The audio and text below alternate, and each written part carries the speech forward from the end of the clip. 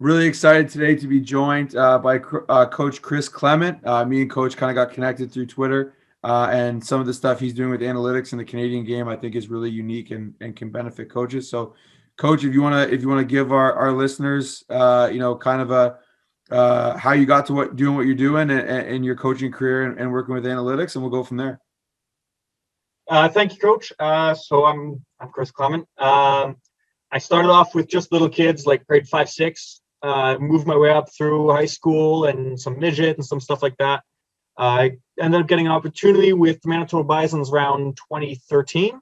Um, Meanwhile, I'd been reading a lot of stuff, seeing what people were doing with math and analytics and studying in the American game. I got to credit Brian Burke, who was kind of the leading name at the time. And it gave me an opportunity to see with what we had at Manitoba to do some of the analysis. It was pretty preliminary at the time. I moved on to Windsor for a season, was able to do a little more. A lot of what I was missing was kind of the technical skills. And then since then, I've done some CJEP coaching, and I've really improved the technical skills, got more, better data. Uh, and right now, I'm just waiting for this pandemic to end, join up with another team here in Montreal where I am now, and keep working with the on-field stuff, because that's really what keeps me going at the end of the day. Absolutely.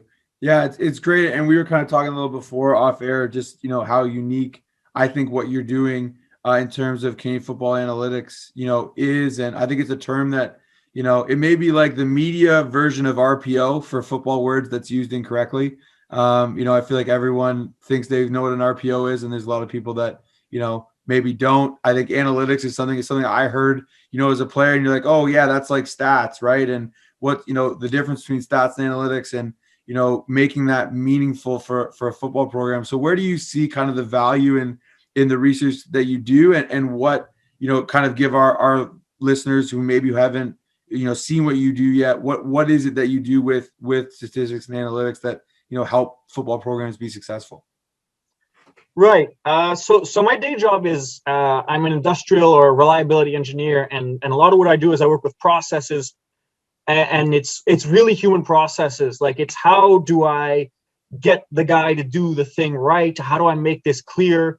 And then it's questioning, like, are we doing this the smartest way we can? What can we test? Like, what can we check? Does this make sense?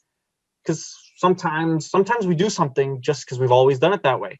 And I'll be the first one to say it. Like, most of the things we're doing, I mean, yeah, there's no problem with that. Like, I only really publish the stuff that's interesting, but I do feel like that's unfair sometimes, because a lot of the stuff I look into, we're good. There's nothing really earth shattering. We're doing the right things. It makes sense, Um, so that's, like, it's not about burning everything to the ground. It's about questioning what you do. And it's, to me, it's bigger than just the stats or the analytics or the math. It's really the processes. Like, it's not the plays you call necessarily, but how do you structure your playbook? Does the way it's put together make sense? Does this make sense to the players? Is there a better way we could just organize it? Are we being efficient? And the way we call plays, the way we even, like, the way you signal plays, is that done right? So I'm just always trying to find the little edges. It's to me, it's the same as, like, trying to find a slightly better way for an O lineman to strike in pass pro. It's just trying to find little edges, because there's not any big edges left. For sure. That's a great way to put it. And I think you hear that term thrown around so much. I think that's a really practical, way to put it, is find those little edges. So, one of the first questions I thought of when I saw your work is, you're looking at, for the people who don't know, you're looking at CFL data and U Sport data, right? And a huge amount of CFL and U Sport data, which, is another thing I think makes your research really interesting.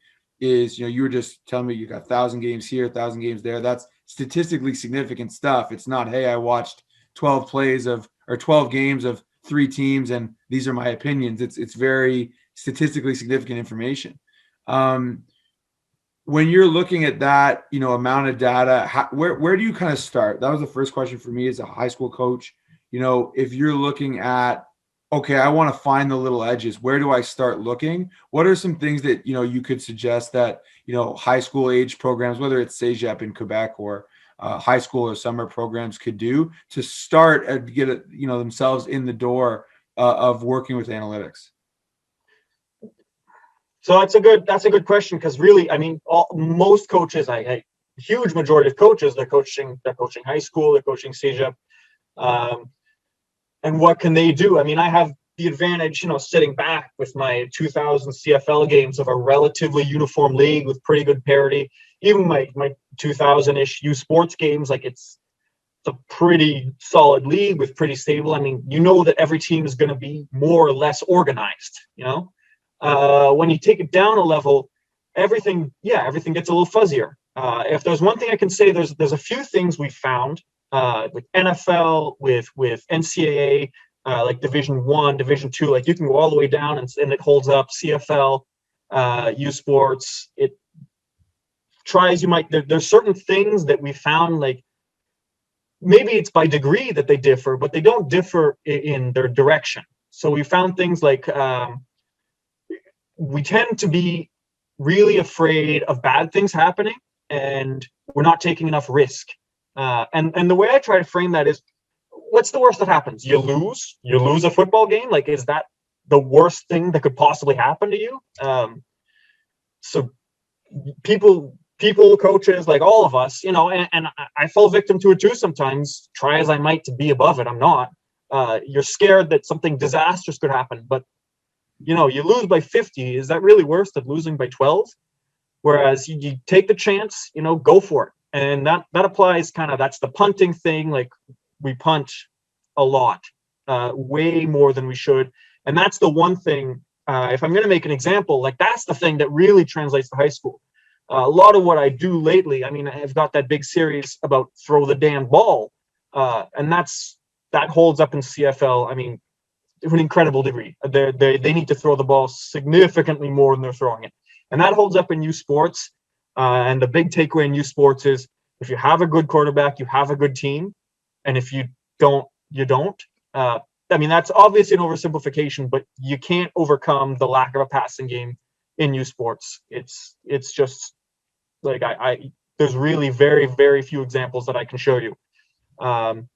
That's tougher at the high school level. Those good quarterbacks are hard to find. I'd suggest the real opportunity there is improving your pass game, the way it's designed, the way it's set up, the way it's coached.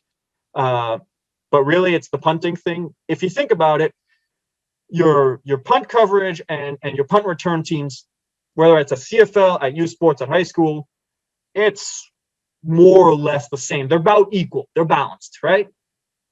But the punter, as you go down a level, he gets a lot worse. And as you go down another level, he gets a lot worse. And the returner, relative to every other player on the field, as you go down a level, he's a lot better.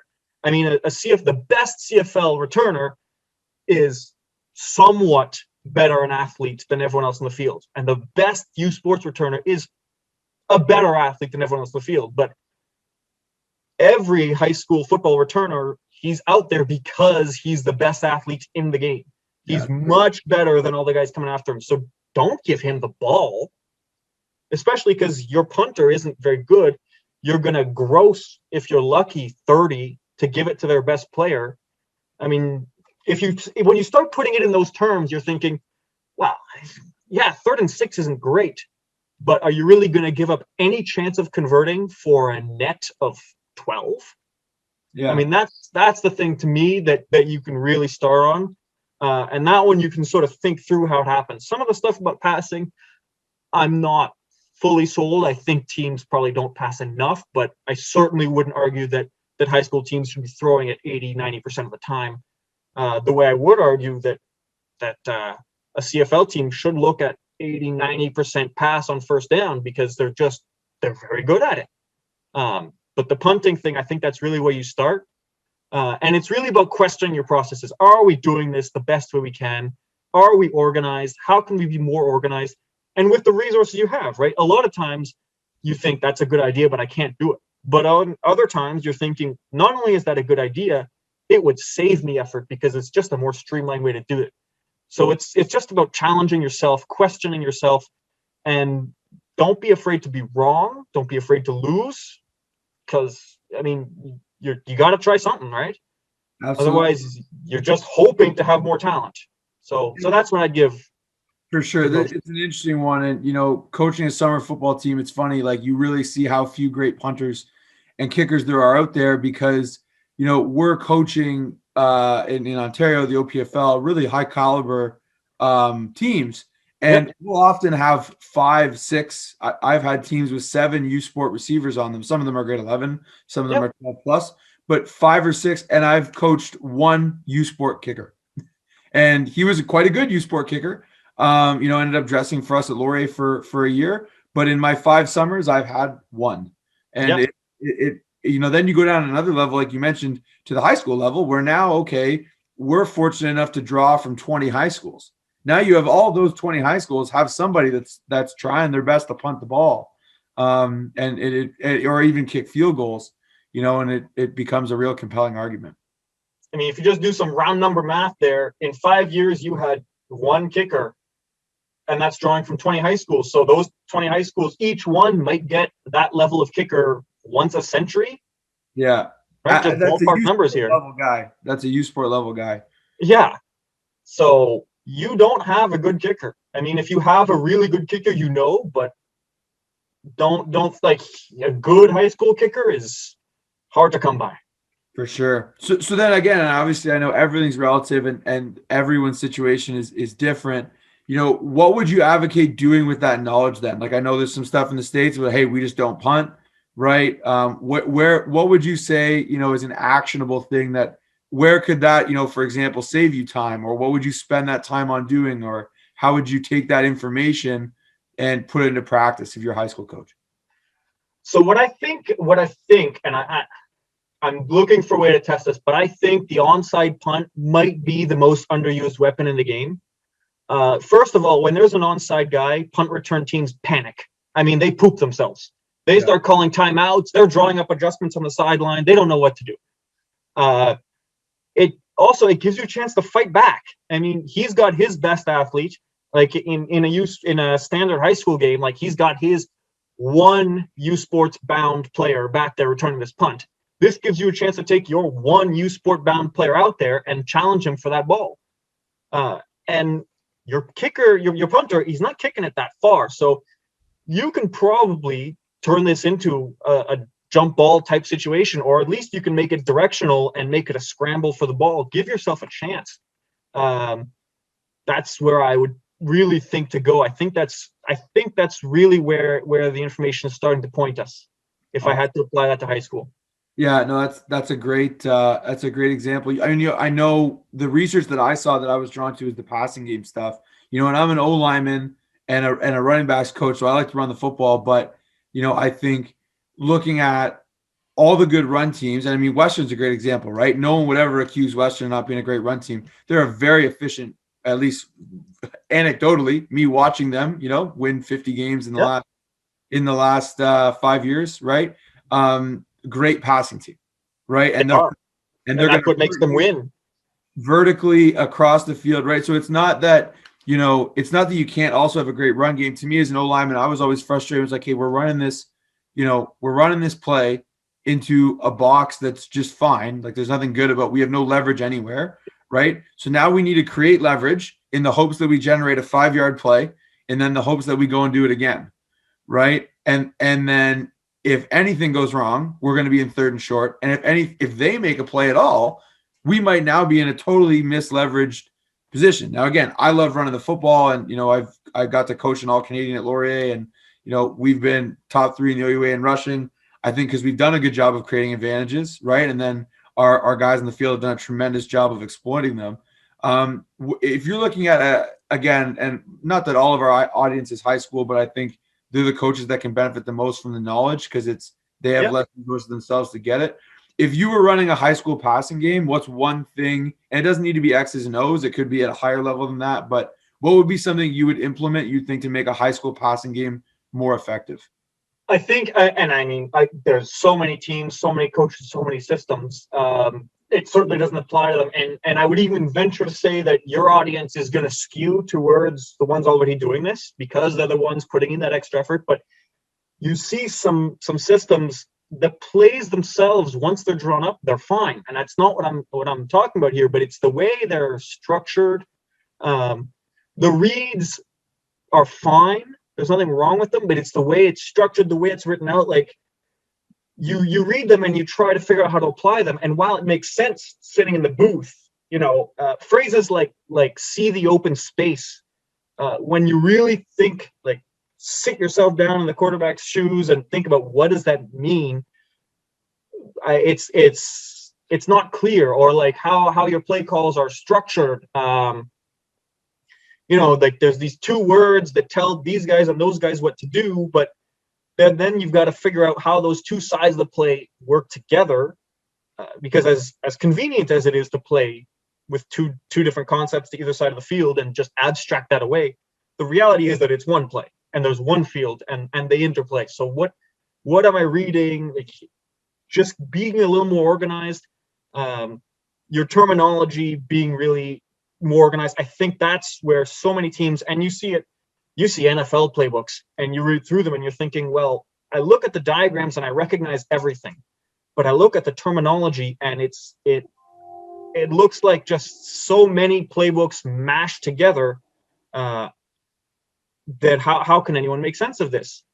And I think that's where, before any of my research on throw more or punt less or any of that, being organized, I mean, that's what I preach. That's what I preach all day at the office. That's what I preach on the field. Like, how can we be organized so that everyone can be on the same page with the same language? This word means this thing to these people. Don't recycle a word in your terminology because, week 6 it meant this and week 9 it meant that. Like, I'm fanatical about being organized. And that's where I think high school teams really should start before anything else. And every other team too. I mean, that applies to everyone. Yeah, and it's interesting. Like, you look at, I feel like everyone, especially now, right? We've had a year off.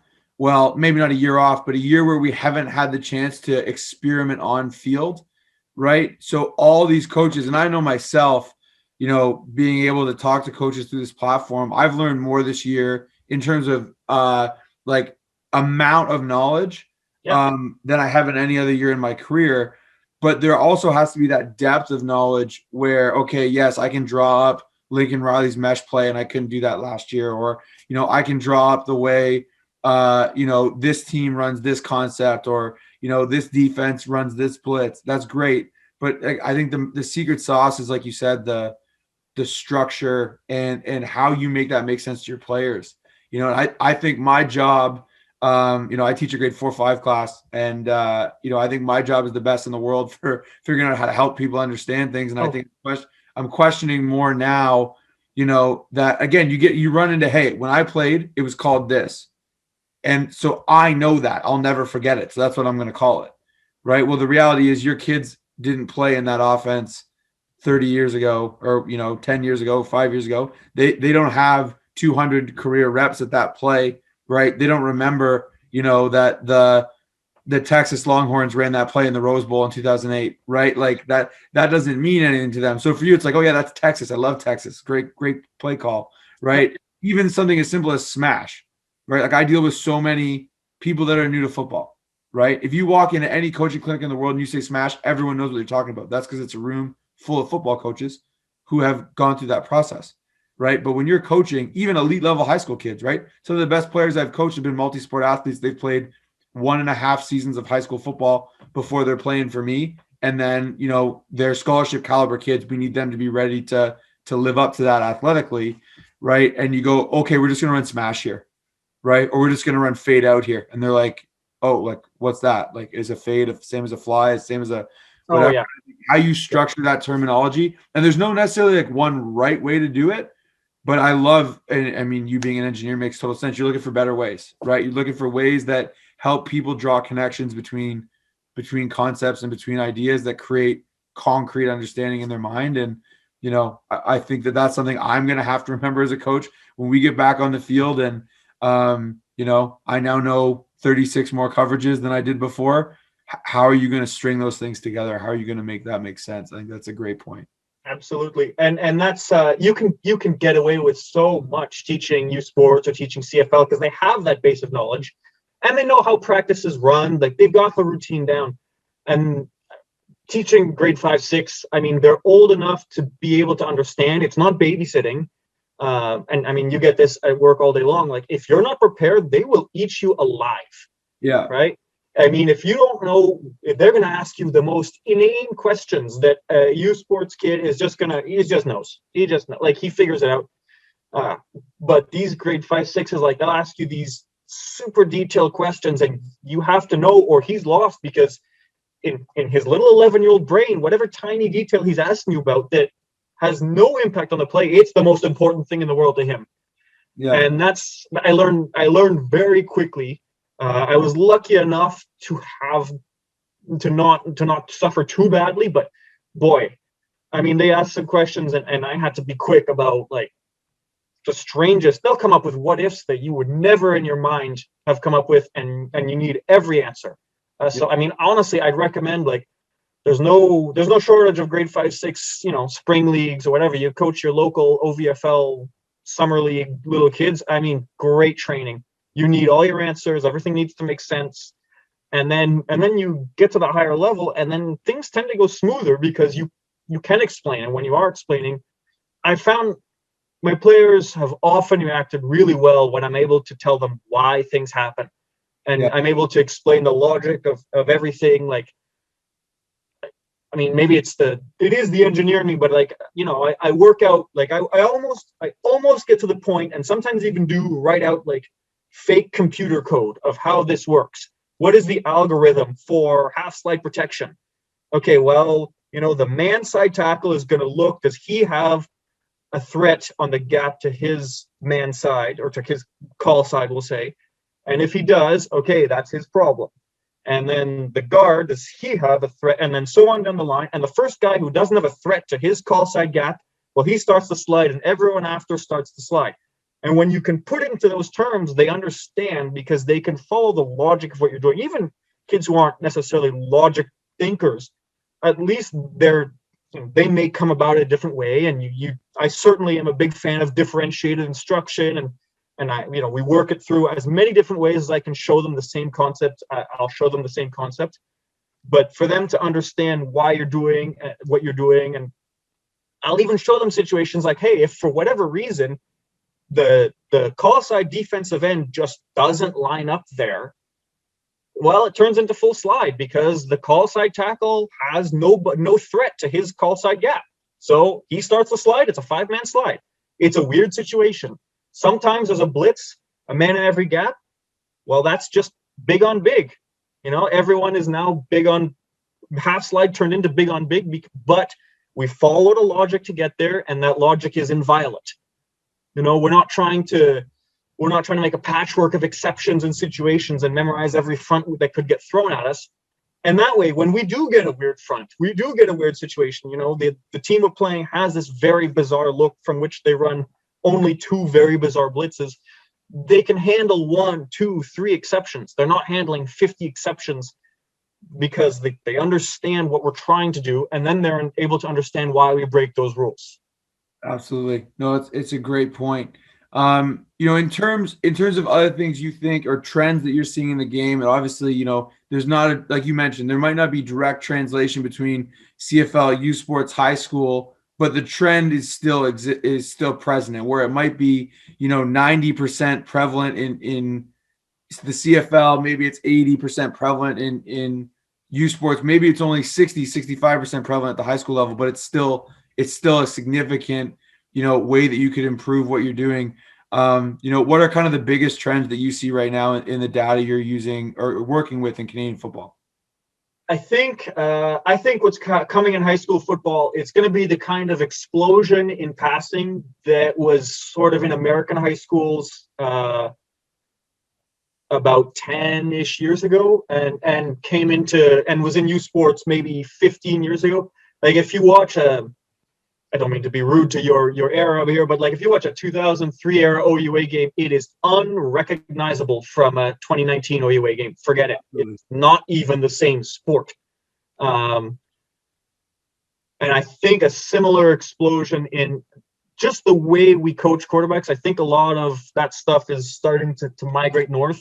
What really drove the American one was a better system, better systems, many of them, but better, more organized, maybe not organized to my level. I'm a bit crazy on that, but more organized systems for passing the ball, more organized systems for how concepts work, how space works.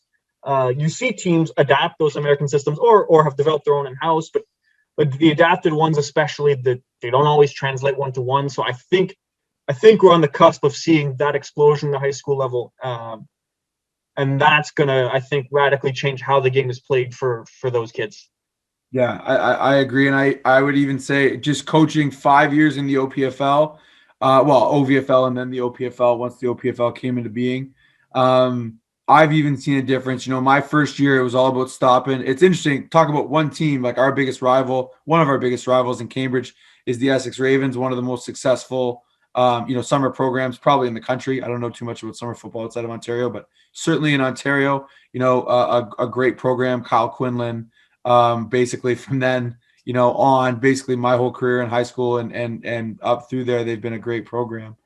It started with, hey, you got to beat them. They're going to run the football. You're going to get true fullback. You're going to get you're going to get power, counter, ISO, play action, put the fullback in the flat, right? Like the old school stuff. And it was tough to stop because they got really good players, really good athletes, great offensive lines. And looking at that same team 5 years later, they're coming off an OPFL championship, and we played them twice. They're a great team. They beat us twice, once in their last game of the regular season and once in the playoffs. And that was the last football, that I've coached in the summer now 2 years ago. And the offense they're running now, they got Joe DeMora, a guy that you would know from your time at Windsor, calling the offense, and they're in 41. They're going empty, quarterback counter, zone read. Spreading you out with quad pass game, and if you get one-on-one, they're taking the ISO. If you don't get one-on-one, they're working flooding your field side zones. Just a much different offense from the same program, 5 years in advance, right? And so I've even seen that at the high school age level in the summer. In 5 years, there's already been a change. And I think, like you mentioned, there's just more of that coming. Like that's going to trickle down from the elite teams to the good teams to all of a sudden that's just the way the game's being played. Right. And I think that's, a great point. Is there anything, anything else in terms of big trends or maybe more specific, like, hey, I see that, or I think, incorporating this style, maybe that this question isn't a great question, but, if you're looking into that pass game revolution, obviously coaching quarterbacks is important. Is there any one, and obviously there's probably not one, but maybe a trend you see in those passing games, whether it's a certain type of route or a way they attack the field or formations or anything there that, you see is developing quickly?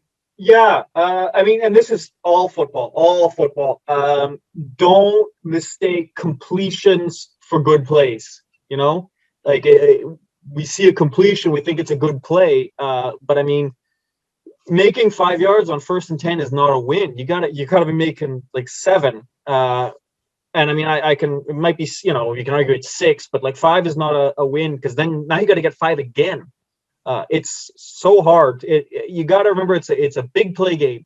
You win by making big plays. Grinding is so hard as to be basically impossible. Like, you're not going to, even if you think that hitch is easy money for 4 yards, you're not going to complete 23 of them in a row. You're just not, right? And they've only got to stop you twice in a row and you're done. You need to make big plays. And then the other point is, don't neglect the middle of the field. That's the thing you see a lot of at the lower level. It's so much easier to draw plays, smash, flood, just run your two concepts away from each other.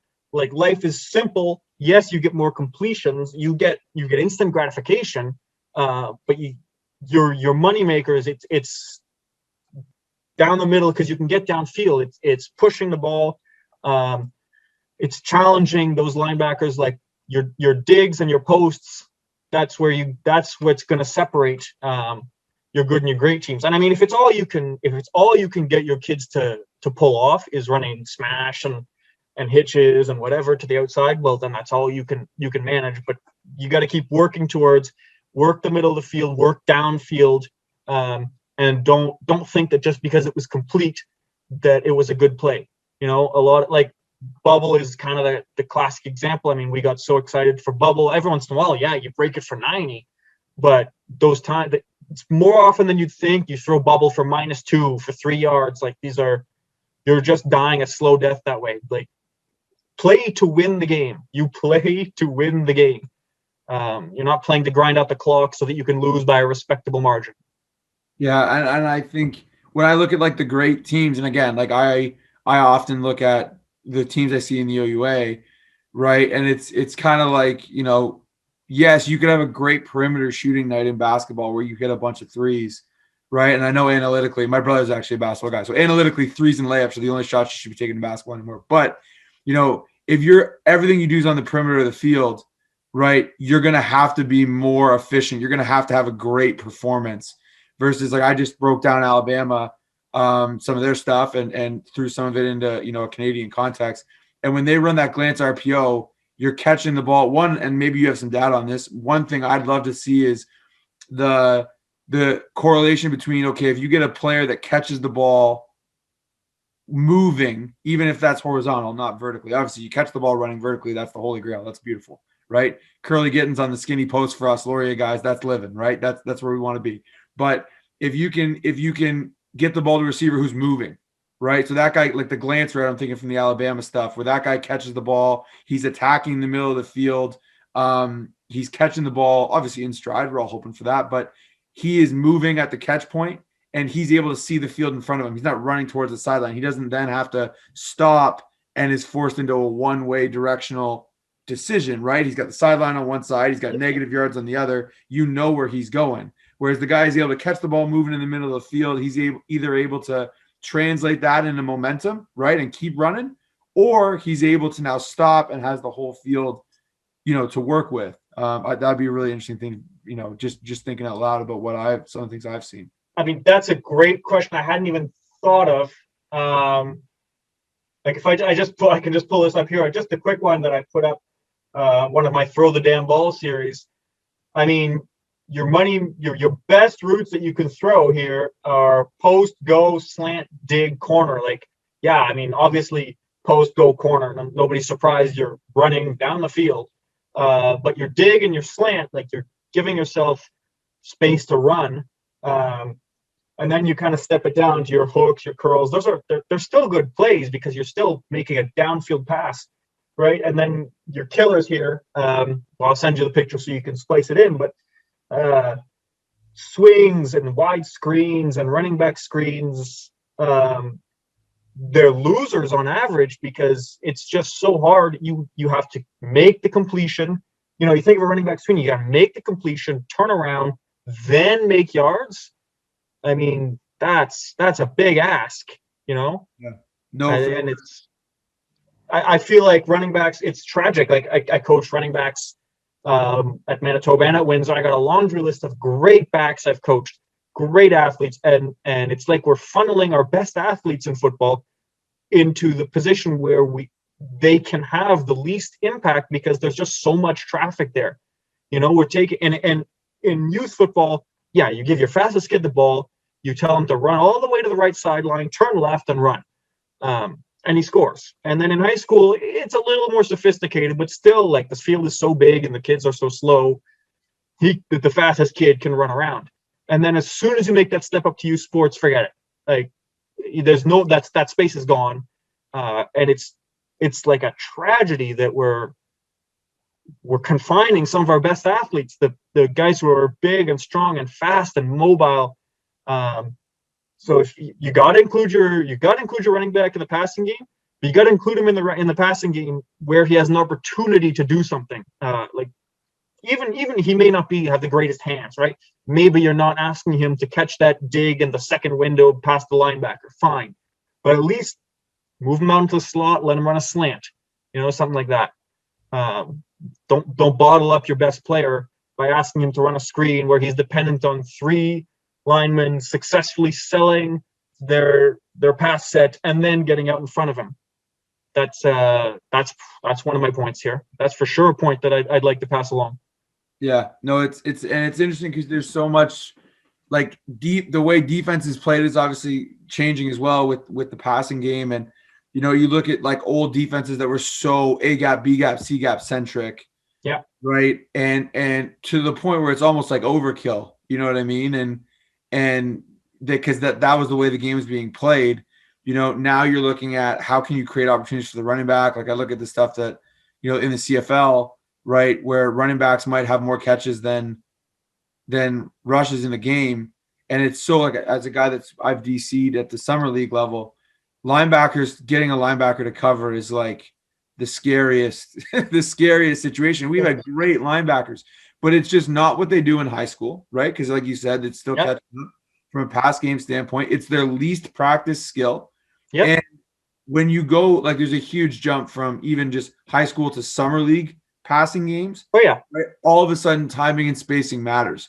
Basically just knowing your job in high school will usually get you where you need to go. But now, there's a level of timing. There's a level of, okay, I'm going to go, I'm working from this player. He goes somewhere else. I need to immediately work to the next threat. That is such an underdeveloped skill because of the amount of reps kids get at it at a lower level. And so you get to these, games in summer league and your best athlete's the tailback. My worst cover guy's a linebacker, and it's how frequently can you make that a stressful part of what we have to defend? It's like I just watching some of the CFL guys, and I know every team does a good job of it. But I look at the running back they have there in Winnipeg.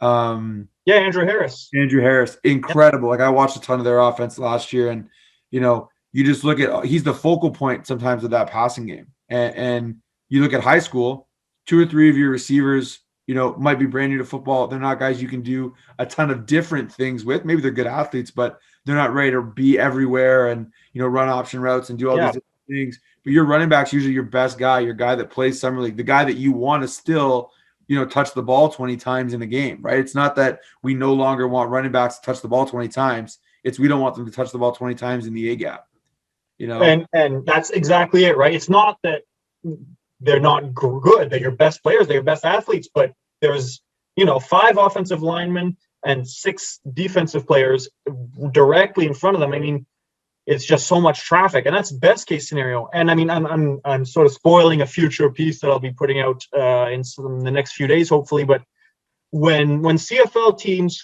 pass the ball to a running back who aligned in a running back type spot, it's a terrible play. But when they pass the ball to the running back who aligns in the slot or out wide or something like that, great play. Because it's just a better place to get the ball. I mean, you only need to beat 2-3 guys. There's space to move. There's space to do things. You're letting him be as good as he can be.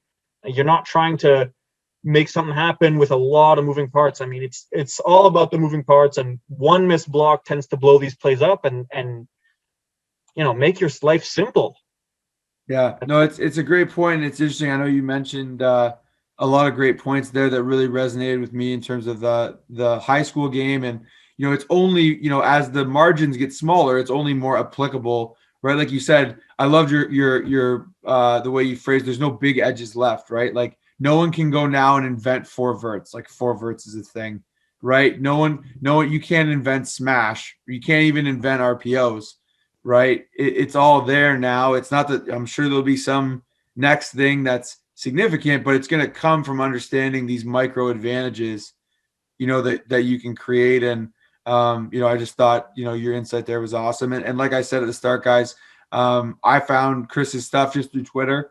And I know in the States, coaching Twitter is a huge thing and it's a big profitable business. There are so many, if I've learned one thing in the last year, is that there are so many coaches willing to share what makes them successful in the Canadian game. You don't have to, get it from a source and adapt it to what you do. And, us getting in contact and doing this tonight is a great example of that. So one selling point, I'm hoping with this pandemic has got a lot of Canadian coaches on Twitter, but if you're a football coach and you want to get free knowledge every single day, be on Twitter. You can find a ton of stuff, whether it's American ideas that you're going to try and shift, or the biggest thing I've realized is there's so many great Canadian coaches that are actively on Twitter sharing their stuff, drills, philosophy, whatever it is, and you can make connections and have great conversations. So really appreciate it, Coach. If there's anything else you'd like to get out there, in terms of things you're looking at or things you might think would be interesting for high school coaches.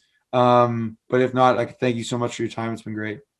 Yeah, well, I mean, I'm always looking for new ways to look, run past, because that's just the thing I've been doing lately. It's not my crusade or anything, but I just have there's so many ways to look at it. And hey, like today,